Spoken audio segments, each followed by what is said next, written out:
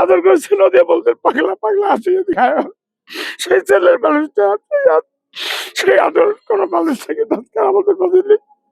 আজকে আজকে হৃদয় খরণ না, আজকে আজকে আমরা গোটা জাতি আজকে শোকাহত। সেই 83 সালের 23 এপ্রিল থেকে আমরা কিন্তু দেশনেত্রী বেগম খালেদা জিয়ার সান্নিধ্যে আসি এবং উনি যে নিজের জীবনকে গণতন্ত্রকে রক্ষা, দেশকে রক্ষা এবং দেশের স্বাধীনতা সার্বভৌমত্বকে রক্ষার জন্য যে আপোষহীনভাবে উনি আমাদের জাতিকে নেতৃত্ব দিয়েছেন এবং এই আপোষহীন নেতৃত্বের মধ্য দিয়েই কিন্তু উনি অন্যায়ের কাছে আপোষ করেননি, যার জন্যই কিন্তু উনি জাতির কাছে, বিশ্বের কাছে উনি আপোষহীন দেশ নেত্রী হিসেবে নিজেকে প্রতিষ্ঠিত করেছেন। সেই পরিবারের একজন পরিবারের প্রধান হিসেবে শহীদ রাষ্ট্রপতি জিয়া রহমান ইন্তেকালের পরে উনি কিন্তু দেশের জন্য, দেশের প্রয়োজনে আমাদের মাঝে জাতিকে নেতৃত্ব দিতে আসেন। আজকে সারা বাংলাদেশ, আপনারা জানেন যে উনি যদি চাইতেন নিজেকে কিন্তু নিজের প্রয়োজনে উনি কিন্তু অনেক আরামায়েশ করতে পারতেন, কিন্তু উনি আমাদেরকে, এদেশের মানুষকে সন্তান হিসেবে, এদেশের জনগণের পাশ থেকে উনি কিন্তু কখনো নিজেকে সরিয়ে নেন নাই।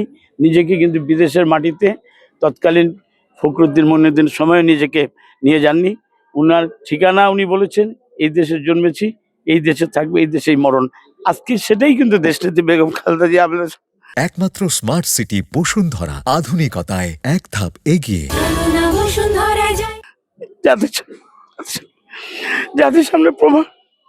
জাতির সামনে প্রমাণ করে দিয়ে গেছেন বেগম খালেদা জিয়া এই দেশের মাটির জন্য তার যে অগাধ ভালোবাসা, অকৃত্রিম ভালোবাসা ছিল, সেটি আজকে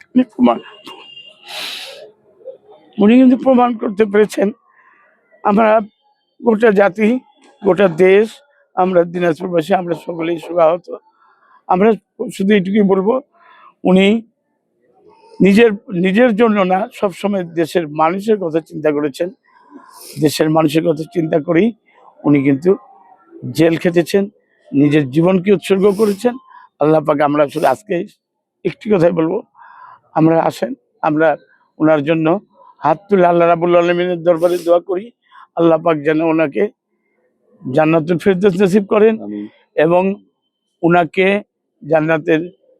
জান্নাতুল ফেরদৌস সর্বোচ্চ জায়গায় অধিষ্ঠিত করেন আল্লাহ রাব্বুল আলামিন। আর আজকে শুধু এটুকু বলবো যে আমরা কিন্তু